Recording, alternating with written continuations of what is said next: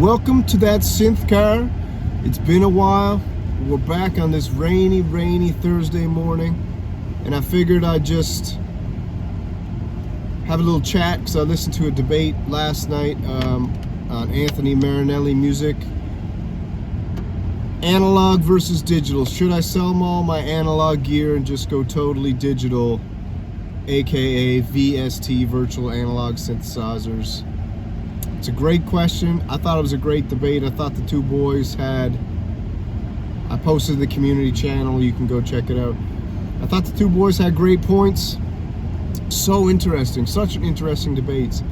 And I don't know about you guys, but I'm a hardware guy, so I wouldn't actually say I'm analog, but I guess I'm analog in the sense of touch and feel, and analog in the sense of, you know, a physical object.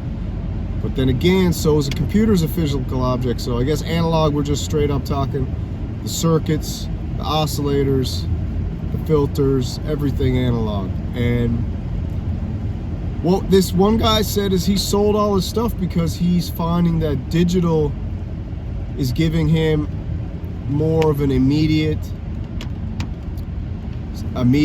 satisfaction. It gives him the ability to pull things up from anywhere at any moment as quick as possible in any amount. So that's interesting. So let's just say you got a mini Moog, a 4 oscillator mini Moog, and you dial up a patch on your own, you created it. Now, unless you're going to sample that patch into something, you have to leave your mini Moog configured in a certain way to get that specific sound that you had.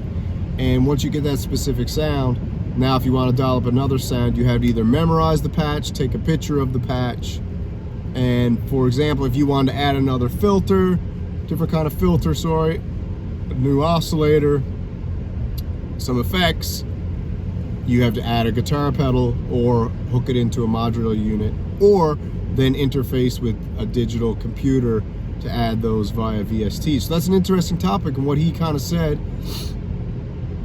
was that it was more of a psychedelic experience using VSTs because anything you think of, you can have.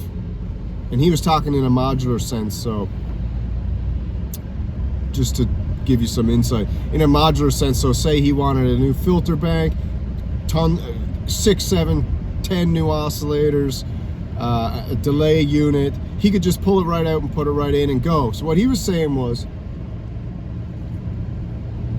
creativity wise, which I can identify with this, and I'm not a VST guy, creativity wise, you can, when you're in that moment and you get that spark of creativity and you want to do it, I mean, do you really want to, speaking of a modular unit, do you really want to unscrew your modular unit, pull out your filter or your filter bank or your oscillator or a piece of your modular unit and then go dig through a box or wherever you got all your other units, screw that back in order to have your idea? And what he was saying is those ideas are kind of, they're always there and then they disappear. And you guys know just as well as I do that when you have an idea, man, if you don't get that idea going, it's gone. And guess what? Sometimes when you get an idea going and you don't record it and you go back to do it later, it just isn't the same. It's not the same idea.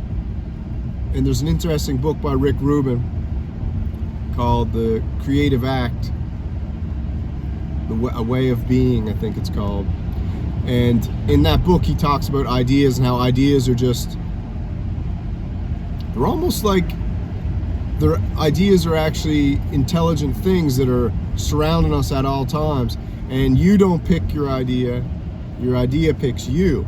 And then it's up to you to act on it. And if you don't act on the idea that comes to you from the ether or whatever you want to call it, the universe or God, or wherever this inspiration comes to you and wants to use you as the muse, if you don't pick the idea, someone else will pick it. So all those times that you've had ideas and you didn't act on them, and then suddenly you see them a year later, and you're like, I thought of that.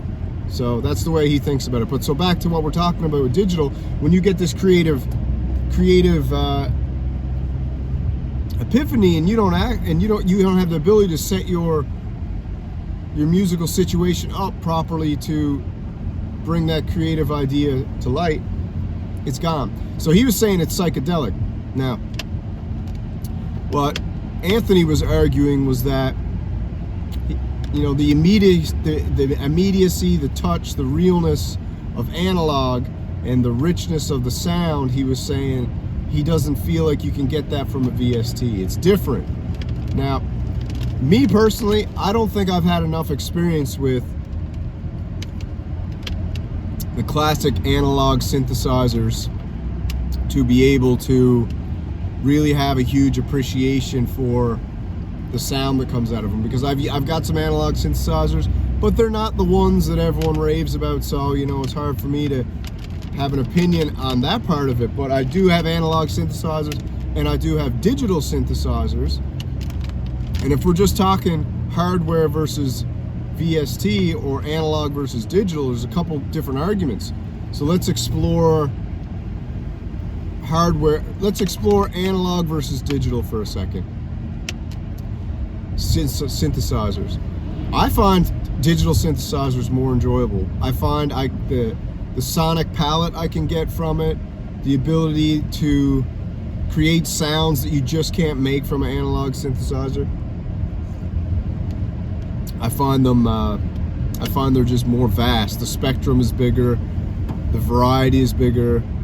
I also find for digital synthesizers, you can dial in things that you just wouldn't have the ability to dial in with an analog synthesizer. That's just what I'm finding, you know? Like, if I compare the wave state to the monopoly, I mean, come on, man. It's two totally different worlds, and they're both super enjoyable for what they are.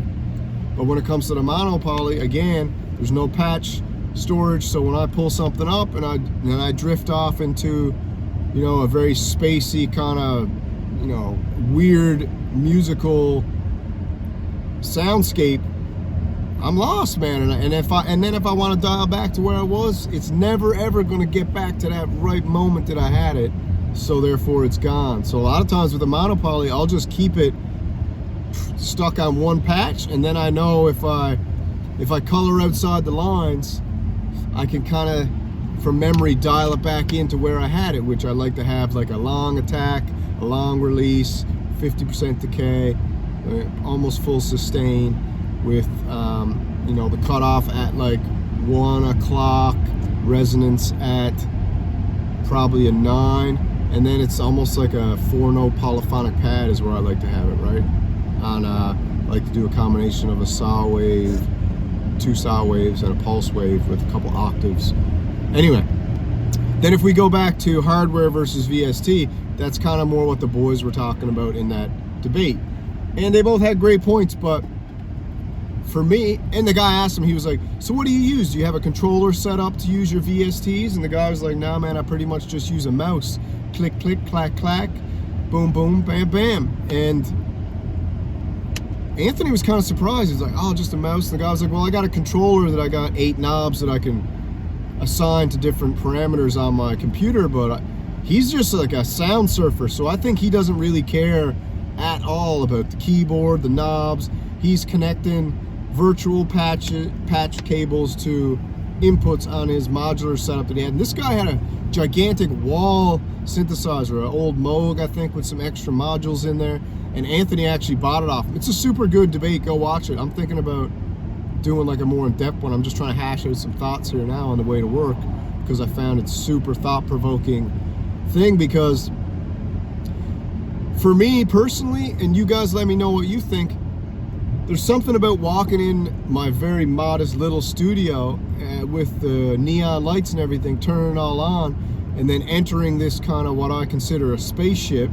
and then surrounding myself with sound and kind of disappearing from, let's call it Earth or this dimension for a little bit, and entering a dimension of frequency and sound that meditative, takes you away. Totally immersive. I don't feel like I can get that with just sitting in front of a computer screen and immersing myself through headphones or the sound speakers that I got in the room. You guys tell me. So that's where hardware wins out over me, over VST or computer. every time. It just does.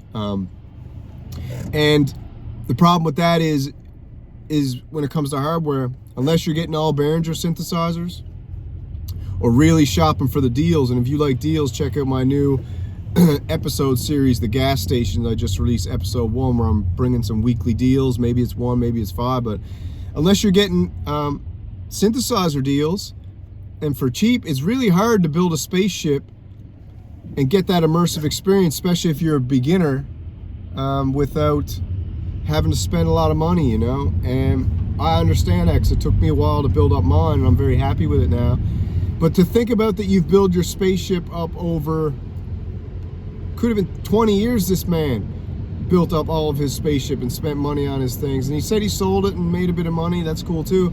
But now it's gone. And I've had a couple friends who had spaceships built, and due to financial situations, needing money or whatever, they've dismantled their spaceships and left themselves with 1 or 2 keyboards.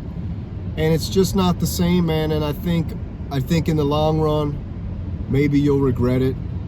I think you'll regret it.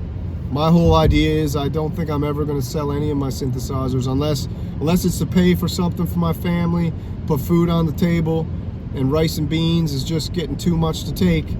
I think the spaceship will continue, and it just kind of turns into a museum of your musical life that you have, and maybe your kids and grandkids can enter that room someday and be inspired by what you've built up, and sit down with those instruments and touch them, and maybe it'll send them on a whirlwind of musical journey. Because I know my first experience with synthesizers was when I entered my friend Kundalini Cowboy's spaceship synth shed, and it was magical. It was a magical experience, and it sent me on a, where I am now, journey where I'm totally obsessed with synthesizers and music, and talking about them, making music, making community and friends like we got.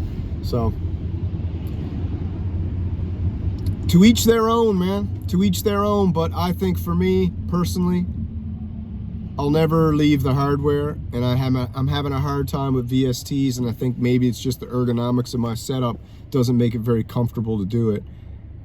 But I did start with GarageBand back in the day. I should show you guys some of those songs. I think they're pretty cool. My character was Bizart, and I'll upload some maybe and show you guys. But anyways, tell me what you guys think. Analog versus digital. Should you sell all your analog and just go full digital for the psychedelic? I think it's a more psychedelic experience with analog, let's call it analog synthesizers and digital synthesizers versus digital, period. But this guy's saying he finds it more psychedelic in the sense that, say if you've ever done psychedelics, maybe you can identify with this. Your thoughts just become reality no matter what they are. Sometimes they're scary, sometimes they're beautiful, sometimes they're, you know, abstract, whatever they are. But the fact that what he's saying, that you can have an idea and you can make it happen immediate, that there is, I see where he's coming from there. So maybe we'll do a longer debate later, but things are going good. I hope you guys have a great day. That's that Synth Car today. It's been a while because I had a little tire issue where my camera was wobbling like crazy for some vibrations, so I didn't want to put out any bunk video. I got some couple exciting things coming up as well, maybe a couple collaborations in the works. We'll keep that posted. I got another Synth Samurai raffle for a piece of gear coming up, and this one's very, very special, and I think you guys are really going to enjoy that, so stay tuned. And I think I also have been sent on a mission by a certain company, and we'll see what happens there. We're just waiting to see if everything goes as predicted, and Samurai might have been summoned for a mission. All right, so you guys take it easy. That's that Synth Car today, and we'll talk later, baby. Almost Friday. Sloo, sloo.